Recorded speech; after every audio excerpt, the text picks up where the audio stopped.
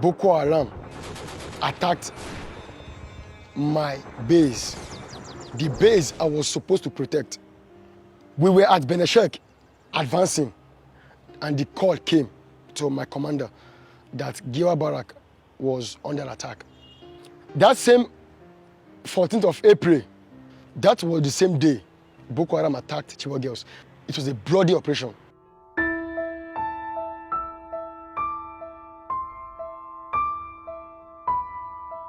I am Trooper Tempola Honanya, a Special Forces soldier. I was enlisted into the army on the 20th of August, 2012. After my enlistment, I passed out from training on the 17th of December. After that, I was transferred.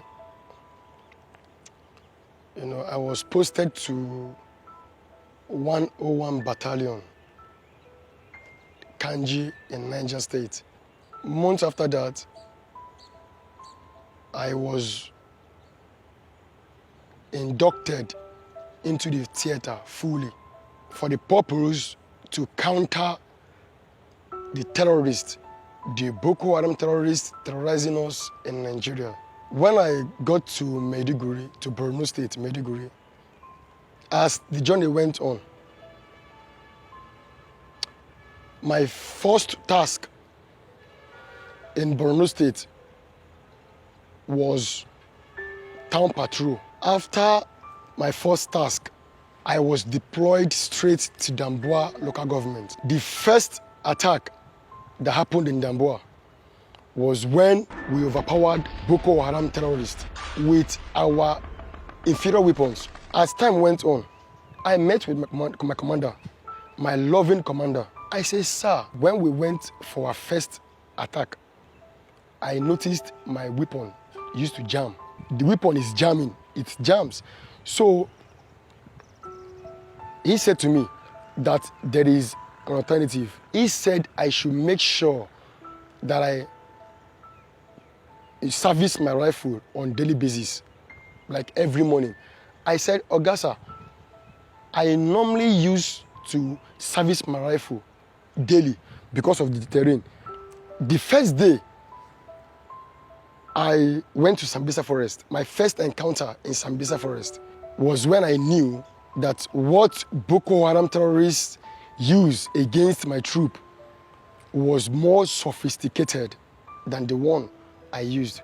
When we got engaged in a fierce battle, as they were firing and we were firing, I discovered my weapon, the sound of my weapon was nowhere near. I discovered they were using Browning machine gun, that's Browning machine gun with the anti-aircraft machine gun. Those two machine guns were what my troop lacked.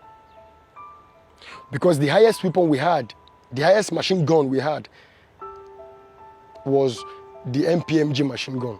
The Browning machine gun has an effective range of 1,800 meters, while its maximum range is above 7,000 meters. That is the BMG for you. Then the anti-aircraft machine gun has an effective range of 12,000 meters. The killing range of the rifle I used in Borno State to counter terrorists has an effective range of 400 meters, the killing range, while the maximum range is 800 meters. So with my own rifle firing at a killing range of 400 meters and 800 meters maximum range, how am I expect to overcome in the battlefield? My first deployment was town patrol. Second deployment was in Damboa. Third deployment was at Bali. All these places are dangerous terrains. Again, I still said to my commander, I still appeal to him. I appeal to him that please, we don't have nurses in the battlefront. We don't have doctors. in the battlefront. We don't have first aid kit, the kit in the battlefront. How do we expect to help ourselves should in case anyone gets injured, like bullet injury? As time goes on, after Damboa, we move to Bali. Bali is an open ground, a rugged terrain, but very open. As time went on, the complaint became rampant. Not only me alone. Soldiers began to complain. Because my boss told me that weapon issue has been one of the greatest challenges facing the army ever since. So when we started losing men, we lost men. Brave men died in the battlefront. My next deployment was at 21 Armored Brigade, Giwa Barracks. That was where my team formed a defense platoon. We were briefed of a threat by Boko Haram terrorists. Unknown to us that their plan was to use that attack as a means of decoy, for everybody to concentrate on that barracks. That was when Giwa Barrack was attacked. 14th of April, 2014 was when Boko Haram attacked my base, the base I was supposed to protect. We were at Beneshek advancing, and the call came to my commander that Giwa Barrack was under attack. We had to leave. We had to turn immediately from Beneshek back to 21 Armored Brigade to repel the attack. But before we go there, Boko Haram terrorists had already caused damage. That day was bloody. Soldiers died, but I cannot ascertain the number of soldiers that died on that day. Soldiers died. Boko Haram terrorists, most of them never escaped. Most of them never escaped. They did not escape. Because the Air Force jets came, it gave us the morale, the confidence to fight back. When the Air Force jets came, the first person the Air Force jet targeted was that man behind the anti-aircraft gun. It was a bloody operation. That same 14th of April, that was the same day Boko Haram attacked Chibok girls. That was the decoy I talked about. They formed a decoy to divert attention. The battle lasted for like let's say 1 hour plus, 1 hour 30 minutes. On the 9th of July, 2014, my team was to advance to that same Damboa again. On our way going for that deployment, I noticed we were going with soft-skin vehicles.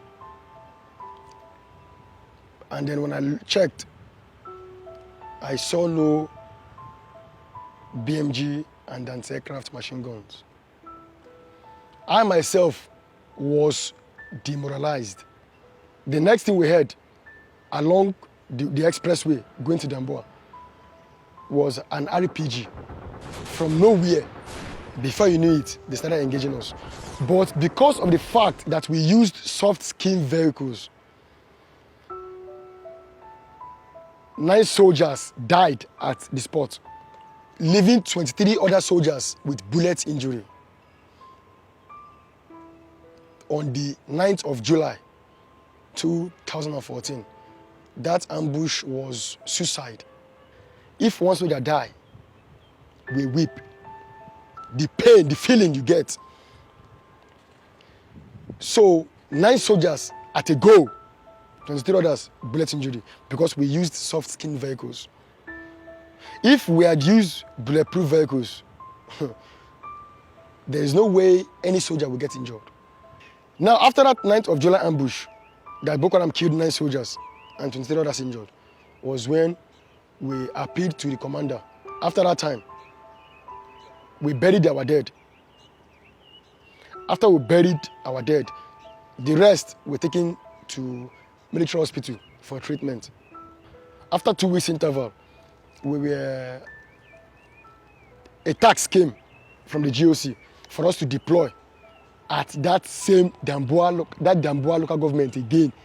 Damboa again, same Damboa again that we went to and couldn't combat these people very effectively because we lacked support weapons. A call came from nowhere that my troop refused order. That was the information that came, that my troop refused order. My troop did not refuse order. We waited. Me, myself, I waited. I waited there waiting for the weapon to come so we can advance with. And they brought that old armored personnel carrier, that old Steyr APC. I waited to see if there were other weapons to support, to back up that Steyr APC. No weapon came. No weapon came. So at such, I had to mellow down. They know they use Mozu Dwam, maybe by Mozu. So that was when an order came for us, my team, to be arrested. What? Why are we going to be arrested? But the arrest didn't come officially. What came at first was that we want to be briefed, that the GOC wants to brief us. You know, I felt very discouraged after a 1 year heavy gun battle duel against terrorists, defending my country, defending my nation. The next thing that I saw was handcuff. From handcuff, I was taken into custody. And then I asked the military police intelligence why he handcuffed me. He said he was following order to handcuff me. I didn't say anything, but I panicked in the cell.